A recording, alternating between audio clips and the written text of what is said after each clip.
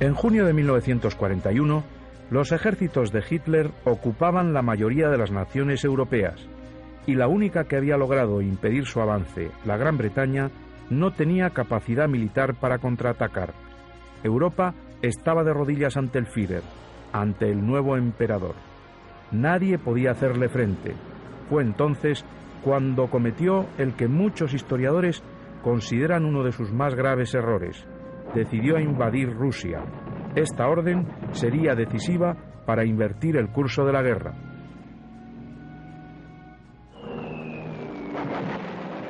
Otro acontecimiento de importancia para la suerte del conflicto se produciría a finales del mismo año. El 7 de diciembre de 1941, la aviación japonesa atacaba por sorpresa la base de Pearl Harbor, en las islas Hawái, y destruía la flota del Pacífico.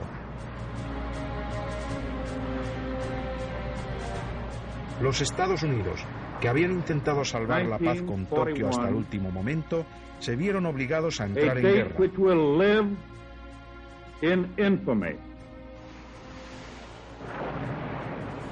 La batalla por el control de los mares se había desatado desde los inicios de la guerra. La Gran Bretaña poseía una poderosa marina mercante y era la primera potencia naval del planeta. Alemania, para reducirla y humillarla, creó una temible flota de submarinos que atacaban por parejas o más tarde en grupos, formando las famosas jaurías de lobos.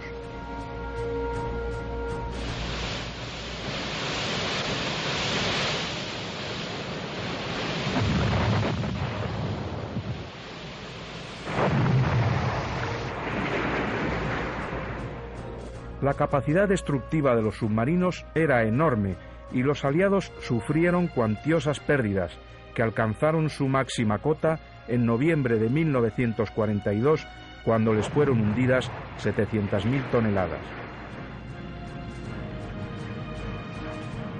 Pero la reacción no tardó en llegar.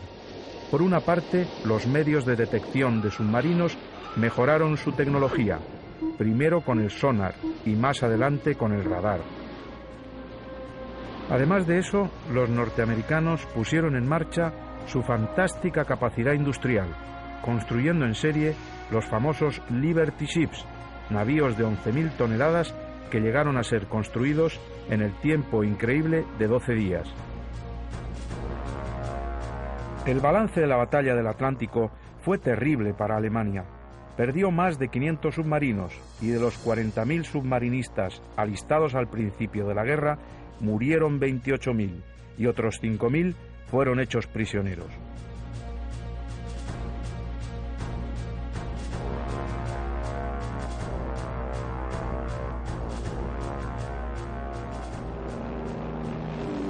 Cuando comenzó la invasión de Rusia y las defensas soviéticas, tomadas por sorpresa, se desplomaron ante el impetuoso avance alemán, se pensó que aquella podría ser una batalla de parecida suerte a la que el año anterior había llevado a la derrota y rendición de Francia. La inmensa capacidad de reacción del pueblo ruso, lo mismo que había sucedido cuando la invasión napoleónica, funcionó de nuevo, y en diciembre de ese mismo año la ofensiva quedaba detenida. El general Zhukov, el mejor estratega soviético, podía ahora contraatacar, y el invierno de 1942 se echaba encima de 3 millones de soldados alemanes atrapados en territorio soviético. Alemania piensa que puede dominar hacia el este y hacia el oeste, y esa fue, en efecto, su perdición. Es decir, el pretender crear de nuevo un imperio continental, resucitar la vieja idea de que toda Europa podía estar dominada por una sola potencia y pretender que Alemania se convirtiera en la única potencia mundial a partir de su dominio del continente europeo. Cuando llega el verano del 42, Hitler ataca con redoblada ferocidad y cree que Rusia está ya agotada, que no tiene reservas para resistir. Avanza por el Cáucaso y está exultante. Al llegar al Volga, decide atacar Stalingrado. Allí va a decidirse la suerte de Rusia. Pero Stalingrado no será el fin de Stalin, sino la tumba alemana. En noviembre, el contraataque soviético logra acercar a las divisiones germanas, a todo el sexto ejército del Führer. Hitler ordena resistir, pero la bolsa se cierra, y en enero del 43, el mariscal Paulus se rinde a los rusos del general Zhukov. Mueren más de 140.000 hombres, y las pérdidas se elevan a 32 divisiones y más de 800 aviones. Stalin ha ganado la Gran Guerra Patriótica, triunfo que convertirá en una victoria personal. La invasión de Rusia, que los alemanes pensaron que iba a ser una invasión relámpago, como había sido hasta entonces todo lo que habían realizado en Europa, tropezó, sin embargo, con los mismos elementos con los que había tropezado la invasión napoleónica, es decir, la naturaleza y esa potencia del pueblo ruso de poner tierra quemada por medio y de que el invasor lo que domine finalmente sea un desierto. Los alemanes se perdieron en la inmensidad de Rusia y en la voluntad del pueblo ruso de resistir. Los reveses para Hitler no terminaron en la Unión Soviética. Otro de los frentes abiertos por él en su ansia por construir un imperio, el Frente Africano, se unía enseguida a la nómina de las derrotas. Durante 1941, el Afrika Korps, mandado por el general Rommel, había sorprendido y derrotado a los británicos en el norte de África. Los ingleses lograron detenerle en las trincheras del Alamein y finalmente derrotarle. Un nuevo ejército alemán quedaba destrozado sobre el terreno.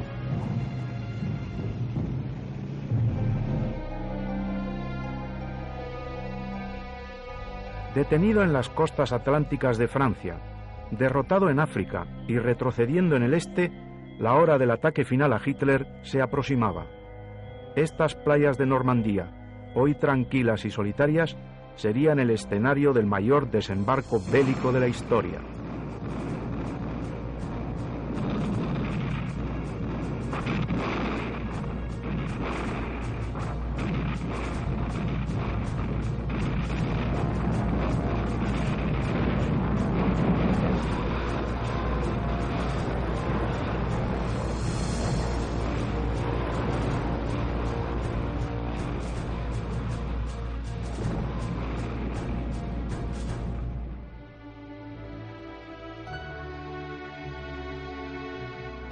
Francesc Dalmau, un médico que vive en Palamós, tiene hoy 79 años y una excelente salud que le permite seguir viendo y curando enfermos. Antiguo combatiente de la República durante la Guerra Civil Española, huyó a nado de un campo de concentración franquista desde Algeciras a Gibraltar y se enroló en los Royal Pioneers del ejército británico. Desembarcó en Normandía y participó en las batallas que siguieron para la liberación de Francia. Ingresé en el ejército británico y fui trasladado a la No. 1 Spanish Company, que estaba formado sobre todo por muchos españoles que, procedentes también de la guerra civil, se habían exilado en Francia. De Francia, para huir de los campos de concentración, ingresaron en la Legión extranjera francesa, y esta compañía de un total de unos 250 hombres fue la que estuvimos entrenándonos durante bastantes años, siempre en espera del segundo frente. Esteban Molina, manchego de nacimiento, cuenta hoy 76 años y vive en Badalona. Fue paracaidista con el ejército británico y actuó como espía en territorio francés antes de desembarcar en Normandía con los ejércitos aliados. A veces las pasábamos muy estrechas porque los alemanes nos tenían muy vigilados, estaban siempre buscando espías, se creían que todo el mundo era un espía. Y yo naturalmente trabajaba con algunos espías, con un espía que yo nunca supe quién era, porque yo tenía mi contacto y yo la única persona que veía era a este contacto.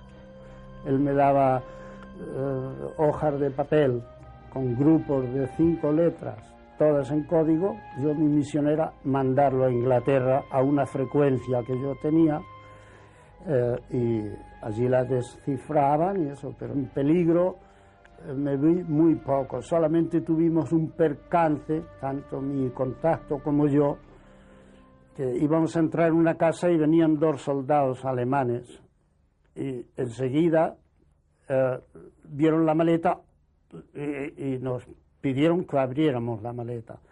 Y mi contacto, que era muy frío, tenía sangre muy fría, pues abrió la maleta y dice: yo soy dentista, tengo un enfermo arriba y tenemos que ir. Y nos dejaron.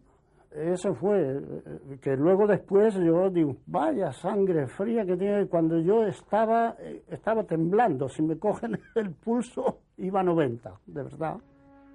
Los aliados desembarcaron en Normandía, por donde menos esperaba el enemigo y donde sus defensas eran menos poderosas.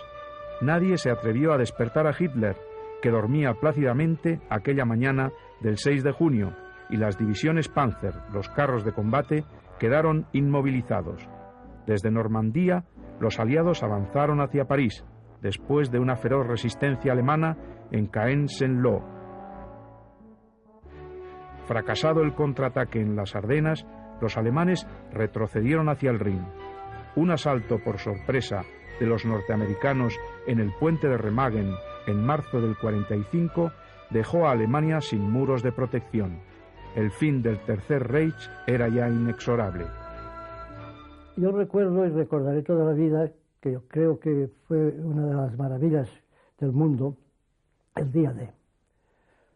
Al despertarnos, el cielo estaba materialmente lleno de aviones de combate.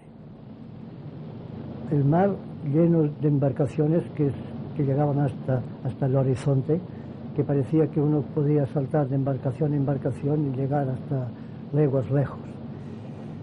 Y ya tuvimos entonces conocimiento de que la invasión en Europa había tomado lugar. La sensación de fuerza que daba la cantidad de elementos, tanto por aire como por mar como por tierra, el movimiento de soldados, de material, en fin, digamos, el ambiente, la energía y la intensidad de la operación, hacía presumir que aquello, además de ser una invasión en serio, era también el principio de la victoria.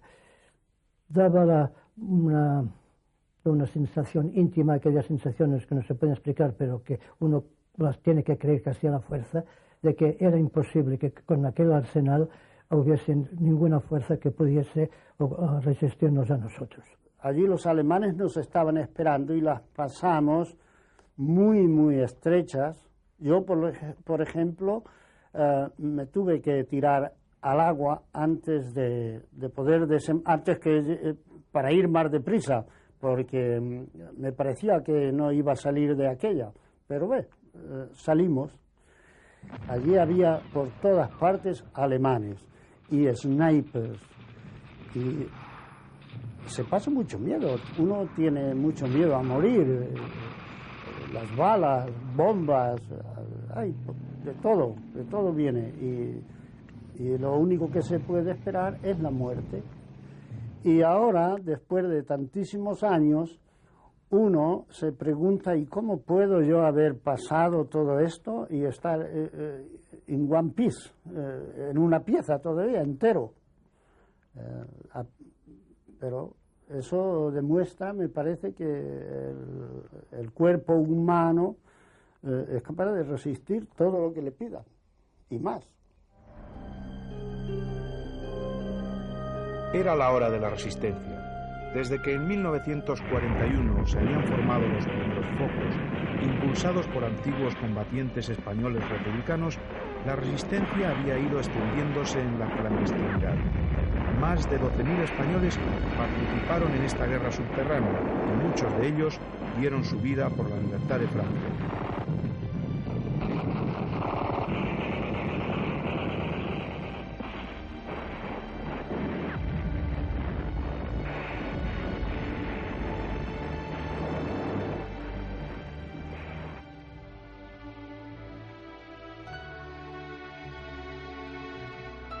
José Zamora, que hoy tiene 72 años y vive en las afueras de Barcelona, cruzó a Francia con los ejércitos republicanos derrotados en la Guerra Civil.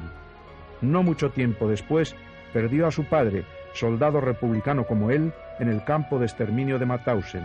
Desde los primeros días, no dudó en incorporarse a la resistencia contra los nazis.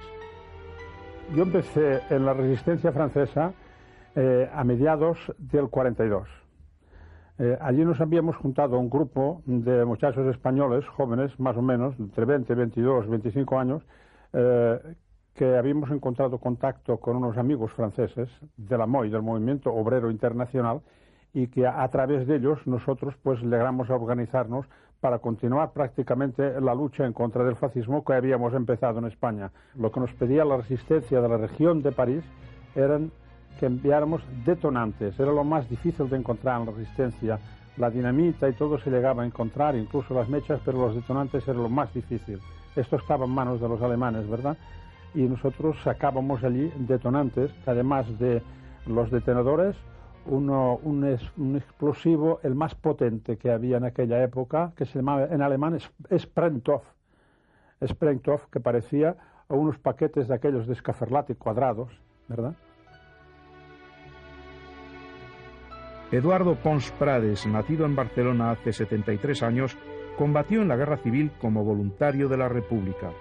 Incorporado a la Resistencia, llegó a coordinar las operaciones de grupos armados en la región de Carcassona. Hoy vive y escribe a caballo entre Barcelona y Perpiñán, recordando en sus libros aquellos días de lucha. La Resistencia, el general de Gaulle se la inventó en Londres, pero en Francia, quienes la crearon de verdad fueron los republicanos españoles. Hoy en día ya hay datos suficientes para afirmarlo. Al principio, la actividad fue meramente de contacto, de coordinación y de solidaridad. De solidaridad hacia gente nuestra que había en los campos de castigo y en las cárceles. Luego ya se crearon, en el año 41, una cosa que se llamó grupos de acción y sabotaje, que como su nombre indica, pues eran grupos que intervenían sin enfrentamientos personales, solamente contra instituciones, contra instalaciones materiales. Y cuando los alemanes ocuparon la zona sur de Francia, el 11 de noviembre del 42, estos grupos de acción y sabotaje sirvieron para constituir lo que fue la guerrilla autónoma española. Guerrilla autónoma española que llegó a tener los grupos armados más importantes de 41 departamentos de Francia. Entonces había 84. Y en un momento determinado, pues teníamos más guerrilleros, más hombres en armas en la montaña que los propios franceses. Porque las guerrillas francesas se abultaron mucho a partir del desembarco en Normandía, el 6 de junio del 44. Antonio van Baumberheim, un catalán de apellido holandés al que sus compañeros apodaban Van Van, era oficial de la división Leclerc. Hoy, a los 86 años, vive en las afueras de París. En su casa recuerda para nosotros aquellos días en que la ciudad se rindió a los soldados españoles de Leclerc. En esa división Leclerc, sobre todo los españoles, nos encontrábamos en el tercer batallón. Tercer batallón que estaba dirigido por el comandante, mandado por el comandante o teniente coronel Puig, que había hecho la guerra de España, mandando una brigada internacional, y muchos españoles que habían al terminar la guerra de España, pasados a Francia, y después de haber estado en campos de concentración se habían podido liberar. Otros muchos se encontraban en la Legión, y como sabíamos que la situación de ellos no era muy buena, hicimos todo lo posible para que, desertando de la Legión francesa, pudieran venir al Cuerpo Franco de África para formar parte ya en una semilibertad y no la disciplina feroz de una legión extranjera. En la región de París, el acto más importante que hicimos, para no alargar demasiado el problema, era la gran manifestación que hubo el 14 de julio, es decir, casi un mes después del desembarco aliado, el 14 de julio, que es la fiesta nacional francesa, ¿verdad?, el 14 de julio, y que nunca lo podían celebrar, y aquel año la resistencia decidió celebrarla por lo alto y sacar banderas francesas y desplegarla y dar consignas en contra de los alemanes, llamar al pueblo a la lucha para liberarse solo ya, ¿verdad? Y entonces nosotros íbamos, nuestros compañeros, 10 o 12, armados, con una metralleta y bombas de mano, pero no íbamos solos, habían también de otros grupos también que iban protegiendo esta manifestación, porque era la primera vez que se desafiaba claramente a la policía de Petén, de Laval, y a los alemanes. La gente ya se envalentonó, ¿verdad? La manifestación aquella se acabó en un triunfo y de aquí para adelante los alemanes ya no mandaban en París. Después del desembarco ya tuvimos la orden de ponernos en movimiento. Y la 9 compañía, como otras compañías de las cuales se figuraban también españoles, todo el tercer regimiento de marcha del Chad, ya nos pusimos en forma de combate. Y íbamos siempre y buscábamos siempre que la aviación que nos protegiera la pedíamos que fuera inglesa. ¿Por qué? Pedíamos eso porque efectivamente los americanos no tenían mucho cuidado y teníamos miedo de que los americanos, persiguiendo a los aviones alemanes, pudieran dejarnos caer algunos de las bombas que llevaban. Para nosotros los ingleses nos daban una seguridad de que efectivamente con ellos podíamos marchar siempre. Aquello fue creciendo, fue bola de nieve, hasta llegar ya a los días 20 de París, a los días más o menos el 20 de agosto, ya, cuando París se insurreccionó entre el 20 y el 26, y esto culminó en un momento dado que los alemanes estaban sitiados en diferentes posiciones, pero claro, ellos disponían de armas pesadas, nosotros teníamos armas ligeras, y como supimos de que la división Leclerc no estaba muy lejos, que incluso la división Leclerc había recibido la orden de los americanos de no pararse en París, de pasar de largo, de ir directamente hacia Alemania, pero gente de la resistencia, gente que dirigía la resistencia en París, envió unos emisarios al encuentro de la división Leclerc y para explicarle la situación que había en París. Y el general Leclerc destacó a la 9 compañía, compuesta casi todo por republicanos españoles, a que fueran hacia París, ¿verdad? Hasta que ya por fin fuimos hacia la parte de París, donde no había... Teníamos orden la división tenía orden de no avanzar mucho, porque había que ir avanzando, según las órdenes de Eisenhower, el comandante jefe del desembarco, que estuviéramos protegidos por todas las alas nuestras. Pero de Gaulle insistió en que se dejara pasar a la segunda división blindada para tener el motivo de si era posible entrar los primeros en París. Cosa que se hizo, costó bastante, pero como estábamos afortunadamente por dentro del París mismo, se había levantado para ayudarlos, la entrada en París fue, si queremos decirlo de verdad, relativamente fácil. Lo que me produjo mucha impresión también era de ver de qué manera éramos acogidos. Yo en mi vida he tenido que parar tantas veces la jeep que conducía con mi ordenanza al lado, de verlos como las mujeres saltaban encima de la jeep y nos besaban como locos. Jamás he visto yo en mi cara y ni con el pañuelo le llegamos a quitarle las trazas de los labios, de los rojos, del rojo de los labios de las mujeres. La gente gritaba viva el ejército francés, eran republicanos que nos daban. Se plantaron delante del hotel de Ville y combinaron al general von Scholitz, que era el que mandaba el gran jefe, que había sucedido al general Stumpnagel, ajusticiado por la resistencia en París, en complicidad con otro español que se llamaba Alfonso también, ¿verdad? Y entonces este señor se rindió. Una de las cosas que no quisiera olvidar, porque tiene su punta de agradable, es, por ejemplo, el ver desfilar en París los carros nuestros, los Abstract, con nombres españoles, nombres que nosotros habíamos dado con la autorización del comandante de la compañía a los distintos Abstract que llevaban nuestras fuerzas. Y, por ejemplo, veíamos el nombre de Madrid, Guadalajara, Don Quijote, todos los nombres españoles que habían sido justamente pintados por mí porque era el que mejor pintaba, dado que mi profesión como deslineante podía ayudarlos mejor en estas ocasiones. Y entonces lo que no se calculaba él es que se rendía también a un Austrac, un tanque, donde el sargento que lo mandaba era un republicano español.